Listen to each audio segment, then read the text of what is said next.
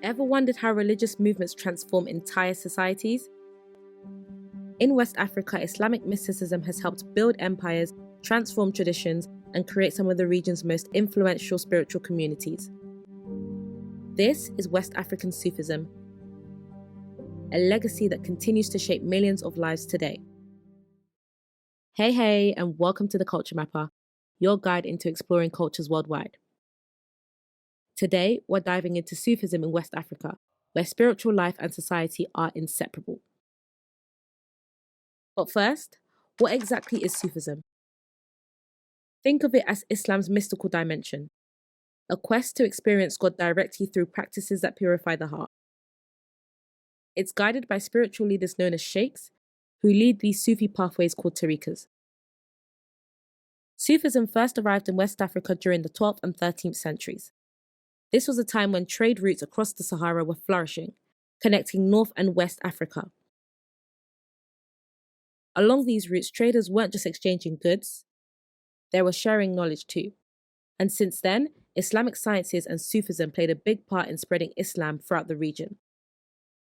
Its impact is seen in stats today, where Islam remains a deeply rooted religion throughout the region.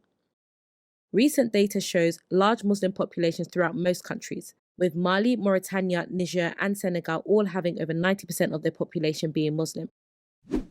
And with this, a huge chunk of these populations are part of a Sufi tariqa. One of the oldest and largest Sufi tariqas in the world is the Qadiriyya. Founded in Baghdad by Sheikh Abdul Qadir Jilani in 1134, it spread across continents, with presence in places like Indonesia, Pakistan, and Sudan. In West Africa, the Qadiriyya would help create one of the most powerful empires in African history. Enter Usman Danfodio, a Fulani scholar who had great influence in the region. Growing up in Hausa kingdoms, Danfodio was raised witnessing widespread social inequality and a mix of Islamic paganistic and traditional religious practices. After studying under established Islamic scholars of the time and joining the Qadiriyya himself, Danfodio began teaching in his community around the 1770s. By 1804, he began leading his own branch of the Qadiriyya and started many military conquests calling for religious reform among Hausa states. Through these conquests, Danfodio established the Sokoto Caliphate, an empire that will stretch across what is now Nigeria, Niger, and Cameroon. At its height, the Caliphate governed over 20 million people, making it one of the largest states in 19th century Africa. The Caliphate became a major center of Islamic learning, where Qadiriyya teachings influenced education, religious practices, and governance. This influence continues today, with Danfodio's descendant, the Sultan of Sokoto, serving as a spiritual leader for Qadiriyya Muslims across Nigeria and the diaspora. While the Qadiriyya was establishing its influence through the Sokoto Caliphate, another spiritual path was beginning to take shape that would equally become influential in the region. The Tijaniyya, one of the most influential tariqas in the region, that was founded in 18th century Morocco by Sheikh Ahmed Al-Tijani. Born in Algeria, Al-Tijani kicked off his exploration of Sufism aged 21 and began traveling throughout the Muslim world, learning from various well-known sheikhs of the time. By 1789, he returned from his travels to Fez in Morocco, where he introduced and began to teach his Tijaniyya tariqa. Very soon after this, teachings of the Tijaniyya arrived in West Africa through established trans-Saharan trade links with the north. And by mid-19th century, a well-known leader called Al-Hajj Umar became pivotal in spreading this tariqa throughout the region. First, he did so through teaching and writing extensive books on Tijani Islamic practices, which made him a well-known scholar and mystic of the time. Later, Tao's influence was legitimized during his Hajj pilgrimage to Mecca, where he was then appointed as the Tijani representative for sub-Saharan Africa. By 1861, Tao launched his Tokolo Empire, which stretched across modern-day Guinea, Mali, and Senegal. There, through several military conquests, he established Islamic laws and promoted Tijaniyya belief systems, which led several communities to convert. His legacy continues to influence the region to this day. But it was in the 20th century that the Tijaniyya truly grew in global popularity. Enter Sheikh Ibrahim Niasse, a Senegalese spiritual leader who promoted the concept of Faida, meaning flood of spiritual blessing, which he believed was a special gift to Tijaniyya followers. Niasse's piety and teachings attracted millions of followers across West Africa. Welcome to Touba, the spiritual capital of the Muridiyya tariqa. The Muridiyya was founded in the late 19th century by Sheikh Amadou Bamba. He emphasized the spiritual value of non-violence-based resistance, hard work, and education. His powerful resistance to French colonial rule made him a national hero in Senegal and beyond. During his time, the French colonial administration was super wary of indigenous leaders who had significant influence, like Bamba.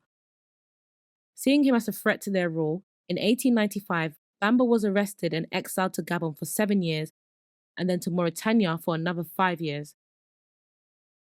Even though he was sent to live in isolation and in harsh conditions, Bamba demonstrated sincere patience and continued his spiritual practices with unwavering devotion. He spent his days in prayer, meditation, and producing many of his famous spiritual poems called qasidas, which highlight his love for Islam and his values of being a pious, hardworking Muslim. Bamba also loved and promoted the concept of khidmah. This concept was taught in several of his schools, where both religious and trade subjects were taught as acts of worship.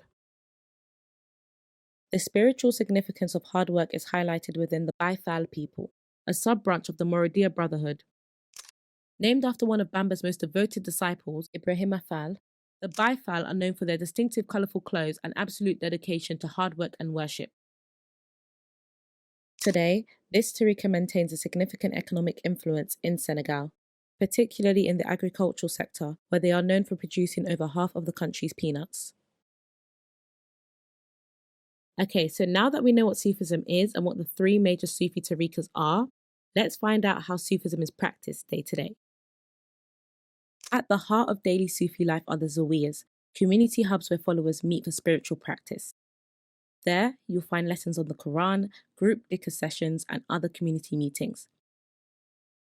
Dhikr is a powerful form of Islamic worship, where believers repeatedly chant short prayers to God, often using prayer beads. This spiritual meditation, often performed individually and in groups, is believed to purify the heart and bring seekers closer to God. Also, throughout these communities, you'll find images of spiritual leaders displayed in homes and in public spaces. It's kind of like visual reminders of the deep connection between sheikhs and their followers. The spiritual energy of these places reaches its peak during major celebrations, like the Great Magal of Touba. Here, every year, thousands of Muridiyya followers from all over the world visit Touba, where Bamba is buried, and there are constant prayers, talks, and recitations of Bamba's qasidas. Also, in Kano in Nigeria, Maulid celebrations marking the birthday of the Islamic prophet Muhammad brings together over 500,000 people for all-night sessions of dhikr, prayer, and community festivals.